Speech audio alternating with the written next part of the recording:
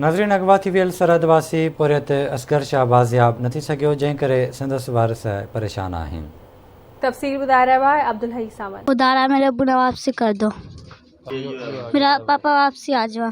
Screen ते नज़र ईंदड़ तस्वीर सरहदवासी पोरियत असगर शाह जी आहे, जेको हिकु हफ़्तो अॻु रोज़गार सांगे कचे तरफ़ वियो त वापसि घर कोन मोटी आयो आहे। अगवा थी वियल पोरियत असगर शाह मुख़्तलिफ़ ॻोठनि में फ्रूट विकिणी पंहिंजे बचनि जो पेट गुज़र कंदो हो। खेसि अगवा थिए हिकु हफ़्तो गुज़री वियो आहे, मगर पुलिस ऐं इंतिज़ामिया उन जी बाज़ियाबी जे लाइ कुझु बि न आहिनि करे सघियूं। संदसि जा मासूम ॿारड़ा ऐं वारिस अॼु बि हुन जी वापसीअ जा मुंतज़िर आहिनि। अगवा थी वियल पोरियत असगर शाह जे वारिसनि आवाज़ न्यूज़ सां ॻाल्हाईंदे चयो त कम ते उन ॾींहं खां पोइ उन्हनि जे घर न मानी पकी आहे, न का शइ, एतिरो ग़रीब आहे त उन बेरोज़गार। उन जा 5 भेणा नी, हिकिड़ो ई भाउ आहे, ॿिया नंढा नी।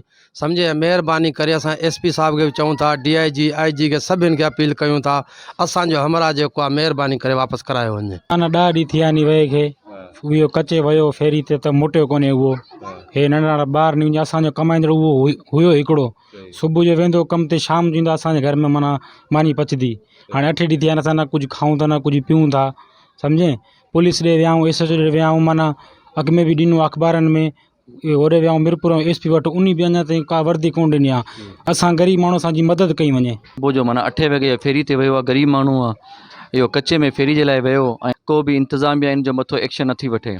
इन्हनि सां गॾु जेका वारिस बीठा आहिनि, नंढा ॿार ई न आहिनि। इन सां गॾु असां मां पान वियो मैं SP ऑफिस वटि, SP सां पान मिलियो, मुलाक़ात बि कई, उनखे दरख़्वास्त बि ॾिनी। उन चयो इंशाअल्लाह 2 ॾींहं में तव्हांखे हमरा मिलिजी वेंदो। तो अॼु हफ़्तो गुज़री वियो, न SP को रिस्पॉन्स ॾिए थो, न SHO को रिस्पॉन्स ॾिए थो। हिकु हफ़्तो गुज़रण जे बावजूदि जेको आहे त पुलिस असगर शाह खे जेको आहे त बाज़ियाब नाहे कराए सघी, जंहिं सबबु हुनजे घर में सोग वारो जेको माहौल आहे उहो छायल आहे। कैमरामैन राणा रियाज़ सां गॾु अब्दुल हई सावंत, आवाज़ TV, सरहद।